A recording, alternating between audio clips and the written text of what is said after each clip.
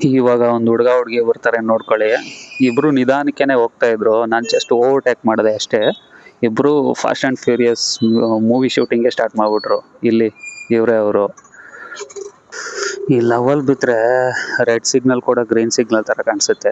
ಈ ಲವ್ ಅನ್ನೋದು ಮನುಷ್ಯನ್ ಬ್ರೈನ್ ಮೇಲೆ ಒಂಥರ ಕೋಕ್ ಅಂಡ್ ಡ್ರಗ್ ತರ ಕೆಲಸ ಮಾಡುತ್ತೆ. ಅವರಿಬ್ಬರ ಬಗ್ಗೆ ದಯವಿಟ್ಟು ತಪ್ಪಾಗಿ ತಿಳ್ಕೊಬೇಡಿ ಪ್ಲೀಸ್.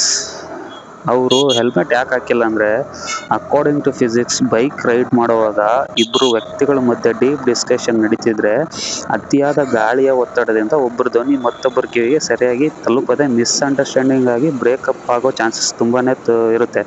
ಸೊ ಅದಕ್ಕೋಸ್ಕರ ಹೆಲ್ಮೆಟ್ ಹಾಕಿಲ್ಲ ಅಷ್ಟೇ. ಸೇಫ್ಟಿಗಿಂತ ರಿಲೇಶನ್ಶಿಪ್ ಇಂಪಾರ್ಟೆಂಟ್ ಅಲ್ವಾ. ಇಲ್ಲಿ ನೋಡಿ, ಅಲ್ಲಿ ಸಿಗ್ನಲ್ ಜಂಪ್ ಮಾಡಿ ರೂಲ್ಸ್ ಬ್ರೇಕ್ ಮಾಡಿ ಇಲ್ಲಿ ರೂಲ್ಸ್ನ ಫಾಲೋ ಮಾಡ್ತಾ ಇದ್ದಾರೆ. ಈ ಲವ್ ಅನ್ನೋದೇ ಒಂಥರ ವಿಚಿತ್ರ, ಅರ್ಥನೇ ಆಗಲ್ಲ. ಇವನ್ ಯಾರಪ್ಪ, ಎಲ್ಲ ಇವನ ಏ ಅಲ್ಲ, ನಂಗೆ ಅವನು ಸಿಗ್ನಲ್ ಜಂಪ್ ಮಾಡಿದ್ ಬೇಜಾರಾಗಿಲ್ಲ.